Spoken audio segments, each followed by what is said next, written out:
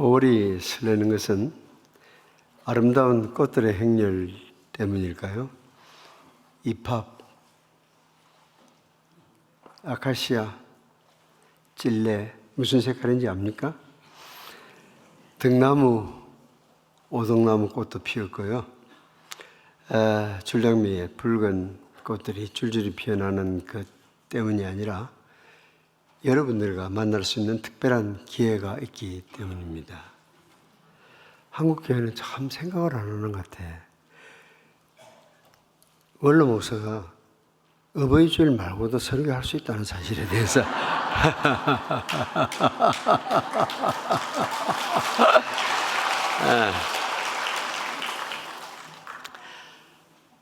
본문의 말씀은 예수께서 십자가 위에서 어머니와 사랑하는 제자 요한에게 남긴 말씀입니다.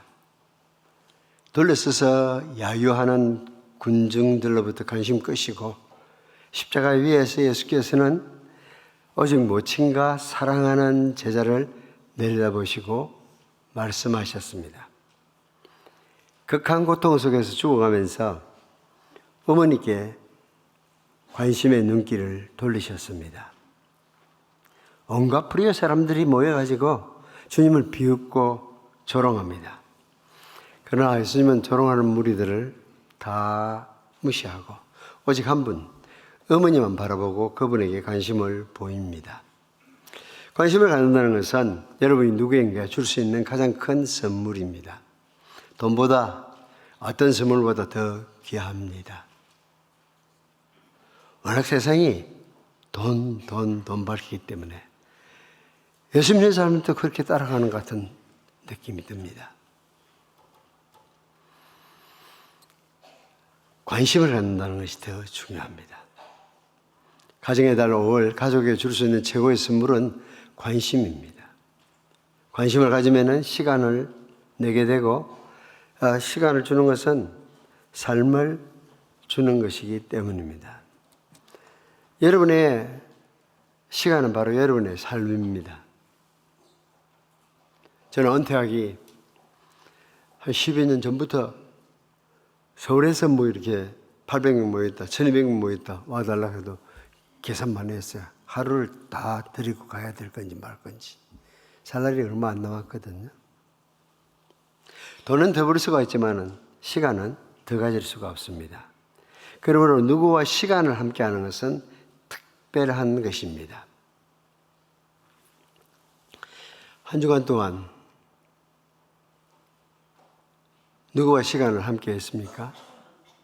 그분들은 여러분의 삶에 소중한 분들입니다. 본문 다시 보겠습니다. 예수의 십자가 곁에는 그 어머니와 이모와 글로바의 아내 마리아와 막달라 마리아가 거기 섰는지라. 예수께서 자기의 어머니와 사랑하는 제자가 곁에 서 있는 것을 보시고 어머니에게 말씀하시되 여자여 보소서 아들이니이다. 정말 한국교회가 생각이 없는 것 같아요. 여자여, 저 엄마 보고 그렇게 하면은 쌍놈 중에 대쌍놈입니다. 그렇잖아요. 쌍놈들도 우리는 그러지 않거든요. 그리고 그렇게 번역을 하는 것은 여기 유교 문화권에서 어떻게 이해가 될 것인지를 생각을 안 해보고 하는 거예요. 단어 하나만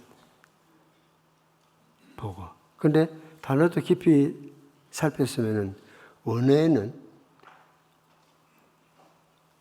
여자여 이렇게 번역할 수 없는 말입니다. 여인이여 그렇게 말해도 뉘앙스가 확 달라지잖아요. 근데 그 정도가 아니고 부인이여 그렇게 번역이 가능한 말입니다. 로마의 그 잘난 남자들 클레오파트라 앞에서 무릎을 꿇었던 남자들이 클레오파트라를 보면서 꽃 같은 단어 썼어요. 그러면은 여자여 이래가지고 일이 되겠습니까? 그 정도 눈치는 있어야지 어떻게 표현해야 될지. 그래야 클레오파트라의 환심을 샀을 거 아닙니까? 거기 쓰인 단어이기 때문에 이건 원어를 봐도 그렇고 한국 문화에서 그렇게 번역하는 것은 얼마나 한국 교회가 생각이 모자라는지를 보여주는 겁니다. 요셉은 일찍 세상을 떠났습니다. 마리아는 혼자 남은 과부였음에 틀림이 없습니다. 저는 과부가 되어본 적이 없습니다. 그래서 하나님이 고아와 과부를 불쌍히 여긴다고 했을 때 그런 생각 자주 했어요. 진짜 과부가 불쌍한가 호레비가 불쌍한가. 24년 울산교회 담임하면서 홀로 된 남자들 봤거든요. 건장한데 결혼, 재혼 꿈도 못 꾸는 이야기입니다. 돈이 바로 밑에이기 때문에 돈 있는 남자는 가더라고요. 그러나 돈 없으면 끝입니다. 그럼에도 불구하고 여자가 혼자 된다는 것은 어느 문화권에서건 쉬운 일이 결코 아닙니다.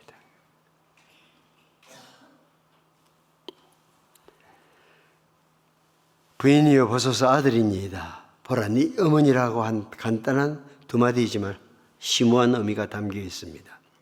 이 말씀에는 하나님의 긍휼하심, 다정다감하심, 관심과 보살핌이 배어 있습니다. 이 간단한 말씀을 통해서 주님의 영광스러운 몸된 교회가 이 땅에서 무엇을 해야 할지를 보여주십니다. 말로 표현할 수도 없고 우리가 상상할 수도 없는 극한 고통의 십자가 위에서 주님은 슬퍼하는 어머니께 관심을 가졌습니다. 당신이 가장 사랑하는 친구 요한의 상실감에 공감했습니다. 하나님이 우리에게 기대하시는 사랑은 크리스찬으로서 우리에게 기대하는 사랑은 슬퍼하는 사람에게 관심을 가지고 그들의 아픈 마음과 함께 아파하는 것입니다. 사랑하는 울산교회 성도 여러분, 온 세상을 끝까지 사랑하는 일은 하늘아버지께 맡기고 우리는 각자 자신의 가족에 관심을 갖고 그들의 필요를 보살펴야 합니다. 가족이라고 하는 것은 서로 사랑하는 사이여야만 합니다. 이 두 마디를 통해서 오늘 우리가 배울 첫 번째 교훈은 신자들은 서로 가족이라는 것입니다. 언젠가 새로 번역된 성경을 봤더니 가족같이 사랑하라. 히브리서 13장을 그렇게 번역한 책도 있더라고요. 가족같이 사랑하는 게 아니에요. 가족으로 사랑하는 겁니다. 다른 신자를 내 가족으로 대하는 겁니다. 왜요? 여러분 여기 앉아있는 모든 분이 하나님을 뭐라고 부르죠? 아버지라고 부르잖아요. 나도 아버지라고 부릅니다. 그러면 우리는 형제 자매입니다. 피는 물보다 진하다는 말이 있습니다. 그러나 피보다 더 진한 것이 신앙 안에서 형제 자매된 우리의 관계입니다. 육신적인 관계는 영원하지 않습니다. 인간관계는 변하기도 하고 떠나가기도 하고 결국 죽음으로 끝나고 맙니다. 이 땅의 가족관계는 신앙의 가족관계를 보여주는 그림자의 실루엣에 지나지 않습니다. 그러므로 우리가 갖는 신앙의 관계는 이 땅의 가족관계보다 지속되고 뛰어난 관계입니다. 누가 내 어머니며 내 동생들이냐 하시고 손을 내밀어 제 아들을 가리켜 이르시되 나의 어머니와 나의 동생들을 보라. 누구든지 하늘에 계신 내 아버지의 뜻대로 하는 자가 내 형제여 자매여 어머니라. 주일날만 교회에 나오는 사람들 말고 정말로 예수님을 믿고 예수님 말씀대로 따르는 자라고 하면은 우리는 한 가족입니다. 그래서 성도들은 서로를 가리켜 형제 자매라고 불러왔습니다. 비록 유교적 토양 때문에 한국에서는 뿌리를 제대로 내리지 못하는 것 같습니다. 원로 목사도 여러분하고 형제라니까요. 나보다 나이가 많으면 누님들이고, 나보다 나이가 적으면은 여동생들입니다.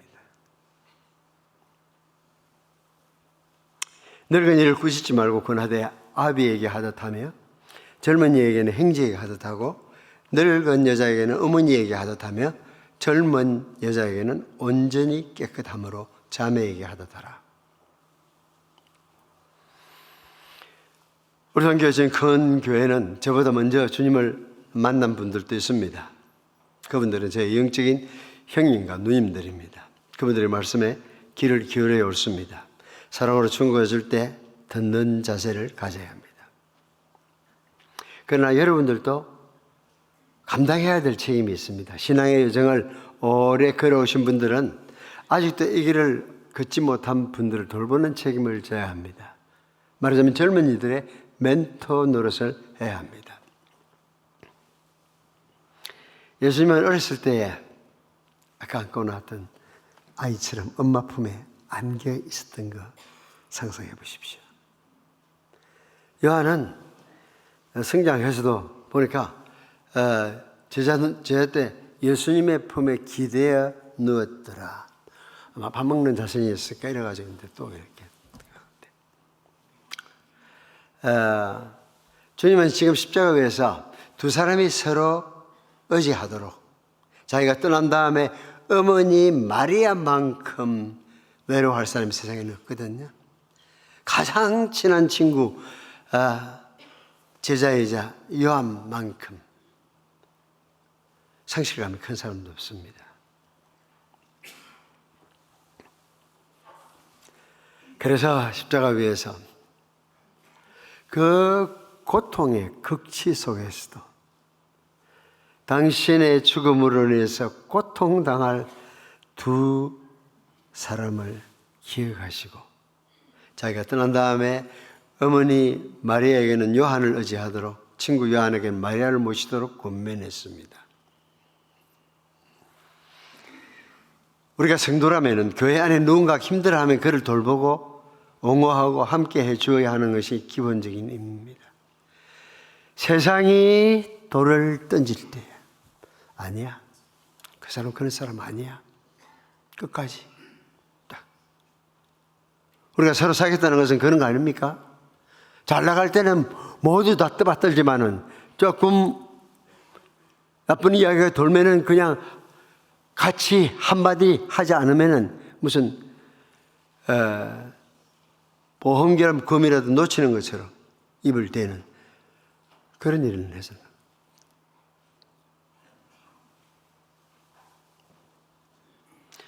예수님께는 다른 행제가 있다는 걸 여러분 아십니다.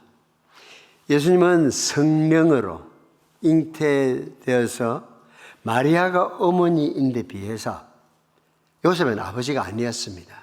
양부였습니다. 아버지가 된다는 것은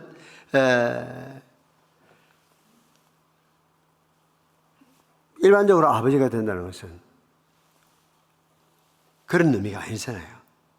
그래서 우리가 주기도문 외울 때마다 성령으로 잉태하사 그는 사람의 혈통에서 나지 않았다는 것을 고백하고 있습니다. 그래서 다른 형제 자매들은 같은 어머니의 태에서 태어났지만 요셉이 친아버지였습니다. 적어도 동복 형제 자매 6명의 이름이 성경에 나옵니다. 그 중에 한 사람이 바로 여러분이 아는 야고보서를 쓴 야고보입니다. 하지만 지금 그 누구도 십자가 곁에는 보이지 않습니다. 그때까지 형제 중 아무도 예수님을 하나님의 아들, 세상에 보낸 구원자라고 믿지 않았기 때문입니다. 부활 이후 제일 먼저 예수께서 야고보에게 찾아가서 자기가 영광스러운 구주인 것을 보여주셨습니다. 형제들이 믿지 않았지만 그분은 진실로 하나님의 아들이셨습니다. 그래서 어쩌면은 동생들에게 있어서는 좀 이해가 잘 안 가는 형일 수도 있고 오빠일 수도 있습니다. 그의 논리는 항상 옳았거든요. 그는 항상 공평했거든요. 그리고 세상의 모든 행들처럼 위압적이 아니었잖아요. 힘으로 동생들을 다스리지 않았잖아요. 착한 행인 것은 모두 인정하지만은 하나님의 아들로 믿어주지 않았습니다. 그래서 죽어가는 마지막 순간에 어머니를 육신의 형제들에게 맡기지 않고 신앙의 가족이요 동료 신자임에 가장 친한 친구 요한에게 위탁했을 것입니다. 신앙의 관계는 육신의 관계보다 더 강하고 영속적이기 때문입니다. 그러므로 우리는 기회 있는 대로 모든 이에게 착한 일을 하되, 신앙이 있든 집은 상관없어요. 모든 사람들에게 착한 일을 하되 더욱 믿음의 가정들에 할지니라.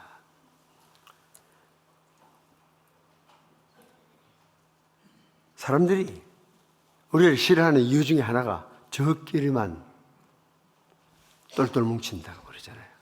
그래서는 안 돼. 모든 사람을 사랑해야 돼. 물론 한국역 사람인데 사랑해야 되겠죠.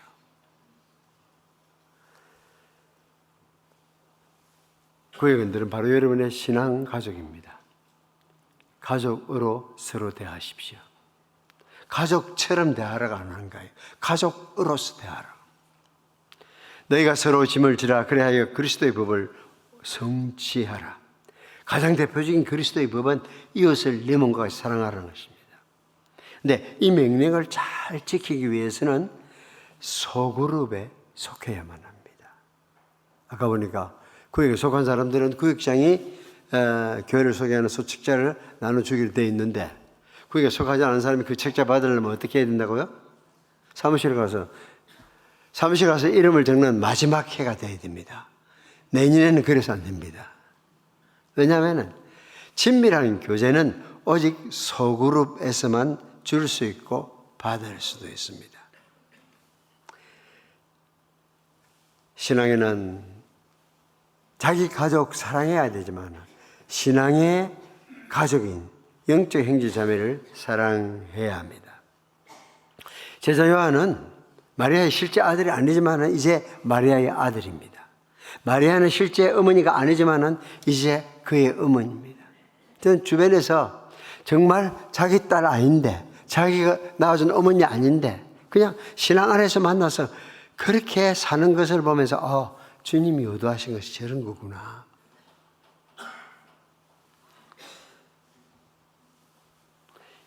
이 두 마디를 통해서 오늘 우리가 두 번째로 배울 점은 자신이 고통 가운데 있을 때도 다른 사람의 고통을 보아야 한다는 것입니다. 나의 일이 순조롭게 풀릴 때만 다른 일을 돕는 것이 아닙니다. 내 인생이 몰락해 가는 순간에도 다른 사람을 도와야 한다는 것을 십자가의 주님으로부터 배울 수 있습니다. 예수님께서는 지금 이 순간 결코 잘 나가는 순간이 아닙니다. 아니, 절도할 만한 고통 중에 있습니다. 그렇다고 자신에게만 온통 신경을 쏟고 있지 않습니다. 그 순간에도 고통 가운데 있는 누군가를 돌아보십니다. 가장 고통 속에 있는 어머니를 돌아보셨습니다. 여러분도 살다가 보니까 자식들 보면 미안한 부분들도 있겠죠. 그러나 마리아처럼 고통스러웠던 사람은 없을 겁니다.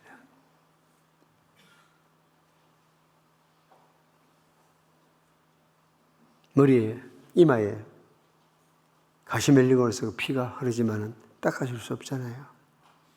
목마르다고 해도 물 한 컵 줄 수 없잖아요.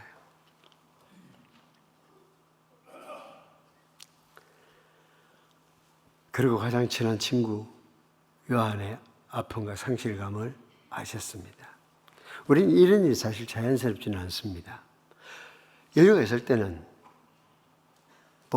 사랑의 고백도 한 번 더 할 수 있어요.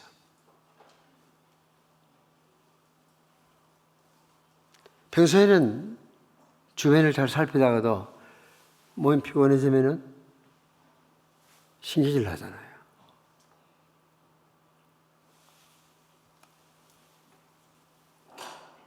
몸이 앞에서 고통이 심해지면은 우린 자기 자신에게만 관심을 쏟습니다. 특별히 그런 남자들이 많은 동네를 걸어서 경상도라 그러더라고요. 암이란 진단을 받고 지금 수술을 앞두고 있으면은 교회 일 생각할 사람이 누가 있겠습니까? 그러나 예수님은 엄청난 고통 가운데서 도와야 할 사람을 둘러보셨습니다. 십자가 위에서 예수님처럼 사랑하는 것은 이런 것입니다. 너희 안에 이 마음을 품으라 곧 그리스도 예수의 마음이니. 달리 말하면 사랑은 어떤 상황에서도 주위를 돌아보는 것입니다. 또한 그것이 바로 여러분의 고통에서 벗어나는 길입니다. 자신의 고통에 매몰되어 흐우적거리는 것이 아니라 누군가 도와야 할 사람을 발견할 때 우리는 자신의 상황을 잊을 수 있습니다. 고통 가운데 빠져들지 마십시오. 그 고통을 사용해서 더 가까이 하나님께 나아가는 디딤돌로 다른 사람을 돕는 지렛대로 삼으십시오. 직장을 잃고 사랑하는 일을 여의고 꿈을 잃고 마음이 상심한 가운데 슬퍼하고 계십니까? 정말 세상에는 우리가 이해하지 못하는 일들이 많이 일어납니다.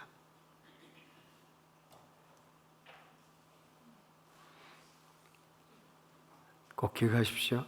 슬픔에서 여러분이 벗어나는 길은 다시금 초점을 맞추는 길입니다. 계속 자기에게만 초점을 맞추면 그 고통 속에 더 깊이 빠져듭니다. 하지만 슬픔도 좋은 측면이 있습니다. 애통하는 자는 복이 있다고 말씀하시지 않았습니까? 슬픔이 찾아오면 더 큰 슬픔에 빠져있는 사람을 둘러볼 수 있는 기회를 삼으십시오. 인간관계가 어렵습니까? 주위를 살펴보면 비교할 수 없는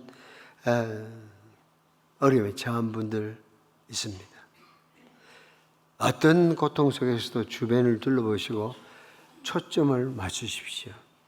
우리가 고통에 빠지면 비로소 다른 이의 고통이 보이기도 하기 때문입니다. 코로나 이후에 제 삶의 자리 잡은 제가 좋아하고 유익을 얻는 프로그램이 텔레비 프로그램이 있는데 그것이 지난번에 울산교회를 방문한 새롭게 하소서 프로그램입니다. 저희는 적어도 2교회 영상을 제가 영상으로 예배 참석하고 주중에는 몇 차례 새롭게 하소서라는 프로그램을 시청합니다. 어떤 때는 복을 또 보기도 합니다. 다 잊어버렸고 또 새로운 은혜를 받으니까요. 보면은 그런 생각이 들더라고. 나는 참 꽃길만 걷었다는 생각을 해요. 정말 상상할 수 없는 그 어려운 가시밭길을 걸으면서도 주님 한 분으로 만족하고 사신 분들 보면은 자연히 겸손해질 수밖에 없지 않습니까? 두 마디의 말씀을 통해서 오늘 우리가 배울 수 있는 세 번째 교훈은 비록 자신의 필요를 채울 수 없는 상황에 있어도 우린 다른 사람의 필요를 채울 수 있다는 사실입니다. 십자가 위에서 주님은 엄청난 정서적인 영적인 필요의 직면에 있습니다. 하나도 채울 수가 없습니다. 그러나 예수님은 지금 다른 사람의 필요를 채워주고 있습니다. 미안해요.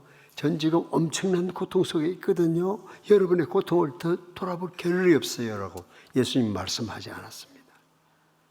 그렇다고 미안해요. 전 지금 위대한 사역을 이루는 중이어서 여러분의 그 자살한 고통 살필 처지가 아닙니다. 이렇게 말하지도 않았습니다. 십자가의 주님께서 지금 하시는 사역이 얼마나 위대한 사역인지를 여러분도 아실 것입니다. 인류 역사상 이보다 더 큰 사역은 없습니다. 온 인류의 죄악 죗값을 지금 담당하고 있습니다. 인류 역사상 가장 위대한 사역을 하시지만은 가족을 위한 시간을 내고 있습니다. 이런 장면 앞에서는 정말로 제 자신의 부끄러운 모습이 떠오릅니다. 피곤할 때뿐 아니라 피곤해져도 더러운 성질이 나와요. 왜냐하면 제가 당원이라는 거 여러분 아십니까? 당뇨병 환자. 스탠드를 3개 씌우면은 3스타. 근데 서현성 장로님은 4스타더라고요. 당뇨가 안 좋은 점은 그 점이더라고. 이렇게 혈당이 오르게 되면은 무슨 일로 아무에게 누구든지 부딪힐 수 있는 준비 완료. 참 나쁜 병 같아요. 그뿐만 아니고 일이 잘 나갈 때 일거리가 계속 들어가지고 바쁜데 상대방이 좀 알아서 좀 안 해주고 자꾸 별거 아닌 것 가지고, 남자들 볼 때는 그 별거 아니거든요. 별거 아닌 거 가지고 긁으면은 화나잖아요. 지금 하고 있는 이게 얼마짜리 지금 일인데 좀 아내가 살펴주지는 않고. 근데 그렇게 생각하는 것은 잘못입니다. 왜냐하면 하나님은 그 엄청난 일을 끝내라고 우리를 세상에 두신 것이 아닙니다. 하나님이 우리를 아직 세상에 두신 것은 사랑하는 것을 배워서 하늘에 합당한 사람으로 빚어가려 하십니다. 가족을 소홀히 해서 좋은 어떤 귀중한 임무도 하나님은 우리에게 맡긴 적이 없습니다. 인류의 죗값을 지불하는 그 엄청난 사역보다 중요한 일은 가족을 위해서 마지막 대안을 세워드리는 것입니다. 십자가 위에서 그 고통 속에 그 놀라운 사역을 하면서도 아래를 내려다보시고 사랑하는 어머니와 가장 친한 친구를 보면서 대안을 제시하십니다. 인간관계는 이처럼 소중합니다. 설마 예수님보다 더 위대한 일을 하고 계신 분은 없으시겠죠?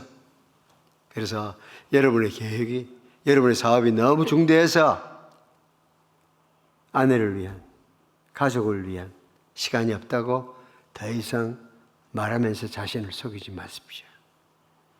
그렇게 하면 여러분 안타깝게도 삶의 궁극적인 목적을 놓치는 것입니다. 사랑하는 것을 배우는 것은 세상에서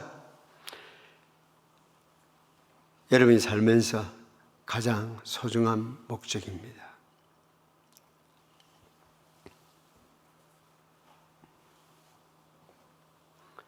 우리가 맡은 일 중요하지만 여전히 한 사람 한 사람 돌봐야 하는 거 가르치는 것 같습니다. 미안해. 지금 나는 내 앞도 가릴 수가 없어. 네 세상 돌아볼 겨를이 없어라고 말하지 않습니다. 정말 미안해. 나 지금 십자가 위에 매달려 있잖아. 그렇게 말씀하지 않았습니다. 지금 예수님은 십자가에서 내려다보며 자신의 극심한 고통 속에서도 돌봐줘야 할 사람을 바라보고 있습니다. 물론 이런 삶은 세상 가치체계와는 정반대입니다. 그러나 성도들은 예수님을 구주로, 주님으로 영접했을 때 세속 가치관에 따라 사는 것이 아니라 주님의 가치체계를 따라 살기로 고백한 사람들입니다. 예수님처럼 사랑한다는 것은 무엇입니까? 믿음이 강한 우리는 믿음이 약한 사람들의 약점을 돌보아줘야 합니다. 우리는 자기에게 좋을 대로만 행동해서는 안 됩니다. 우리는 저마다 자기 이웃의 마음에 들게 행동하면서 유익을 주고 덕을 세워야 합니다. 여러분들은 뭘 도와드릴까요? 이렇게 스스럼 없이 말해 보셨습니까? 어떻게 도와드릴까요? 한 30년 됐을까요? 아주 오래전에 제가 경영심에서 김경래 장로님을 만난 적이 있습니다. 편집국장에 했는데 그분 잠깐 그분을 만나러 가는 친구를 따라갔는데 그 옆에서 관찰해 보니까 참 놀라운 게 있더라고요. 언제나 뭘 도와주고. What shall I do for you? 미국 가서는 자주 들을 수 있는 표현입니다. 왜? 기독교 문화이기 때문에. 내가 뭘 도와줄게? 돕는 자가 약한 자가 아닙니다. 도울 힘이 있는 사람입니다. 골목길에서 차를 피해주는 사람이 약한 자가 아닙니다. 여유가 있는 사람입니다. 여호와는 나를 돕는 자시라고 시편은 말합니다. 여호와께서 나를 도와주시니 그분이 약한 자입니까? 아니면 나를 도와줄 수 있는 능력자입니까? 세상에는 다른 사람을 도와줄 수 없을 만큼 대단한 사람이 없습니다. 하나님의 자녀들이 공궁에 빠져 있을 때 그들을 도와주는 사람이 되십시오. 나그네를 후히 대접하고 만일 그들이 잘 곳이 없거든 집안에 재우십시오.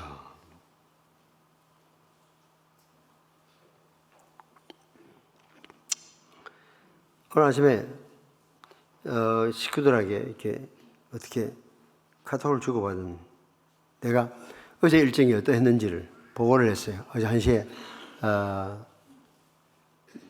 몇몇 분들과 함께 울산이 산악 자전거 타기에 최고인 장소인 거 아십니까? 예, 자전거 탔습니다. 1시부터 4시간 동안. 그래서 그 사진을 내가 보내고 또 저녁 식사 때는 다음 토요일이면 은퇴하시는 양승태 목사님 위로 모임을 가졌어요. 그걸 보냈더니 며느리가 목장 모임을 위해서 라자냐 소스를 만드는 중입니다. 그래서 대물림에서 은사활용을 잘하고 있네. 오늘 아침 8시, 10시, 12시에 울산교회에서 말씀을 전하니 기억하고 기도해 주기를 바란다 했더니 며느리가 그 며느리 그랬습니다. 식당 겸 여관, 이번 주 여관 한 번, 식당 한 번, 어머님 하시는 것보단 적게 하지만요. 그렇지 않아. 네가 더 열심히 하는 것 같아. 우리는 울산에 내려와서 열흘 동안 여관 한 번 한 적 없고 식당 한 번 한 적 없어. 그 폐업 신고를 해야 할 것 같아.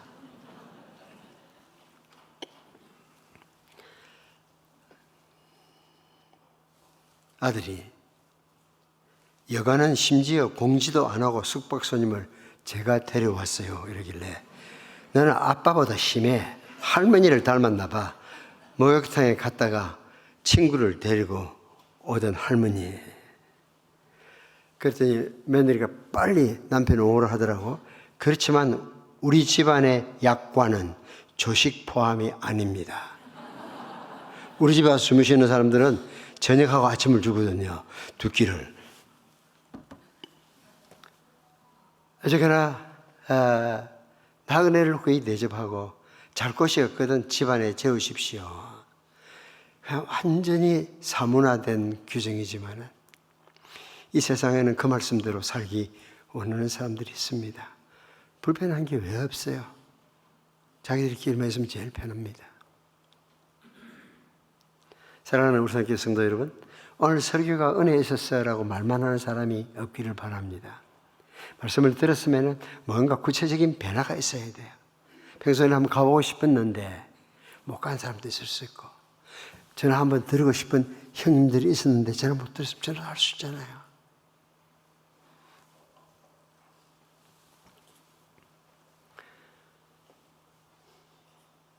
다문화 가정, 결혼 이민자들 꼭 돌봐주십시오.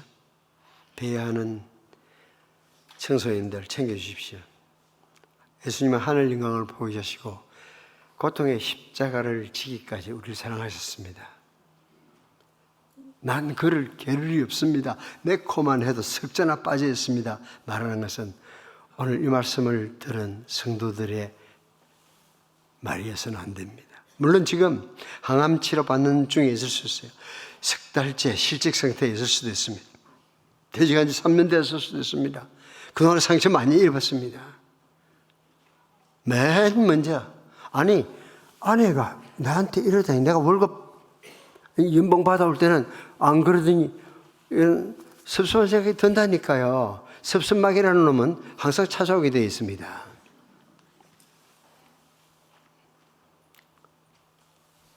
우울증이 여러분을 사로잡고 있을 수도 있습니다. 그러나 여러분의 고통을 주님이 아시거든요. 십자가의 그 고통 가운데서도 아래에 있는, 곁에 있는 당신의 사랑하는 이들을 돌보셨습니다. 여러분의 고통을 혼자서만 안고 뒹굴지 마십시오. 다른 사람의 관심과 사랑을 받아들이십시오. 여러분의 슬픔에 매몰되어서 허우적거리지 말고 주변을 돌아보십시오. 내가 힘들 때 주변을 보는 것은 우리가 자연적으로 되는 건 아니냐, 결단하는 것입니다. 정말 중요한 것은 고통 가운데서도 주님을 바라보는 겁니다. 예수님은 어머니와 제일 친한 친구에게 한 것처럼 우리도 최선의 것을 주시는 분입니다. 어머니에게는 가장 친한 친구를 새로운 아들로, 친구 요한에게는 새로운 어머니를 주셨습니다. 어떻게 가능했을까요? 십자가 가까이 있었기 때문입니다. 우리는 교회를 주님의 영광스러운 몸이라고도 부릅니다. 그러면 교회는 몸을 입고 오신 주님이 하던 일을 계속하는 공동체라고 말할 수 있어야 합니다. 극한 고통 속에 죽어가면서 어머니와 사랑하는 제자 요한에게 남긴 말씀을 통해서 교회 무엇 때문에 이 세상에 존재하는지 깊이 생각해 보기를 바랍니다. 사랑하는 성도 여러분, 주님을 바라보면서 주님의 말씀을 되새기고 살아내는 우리 성교회 성도들 되기를 바랍니다. 한날 아버지 보좌 앞에서 여러분 가운데만 만나는 사람이 없기를 바랍니다. 오늘은 안 보여도 어디 있겠지 생각하지만 지극한 기쁨 속에 여러분의 얼굴을 볼 수 없다고 하면 말씀드립니다. 신앙인은 교회에 출석만 하는 사람이 아닙니다. 우리 주님처럼 사는 사람.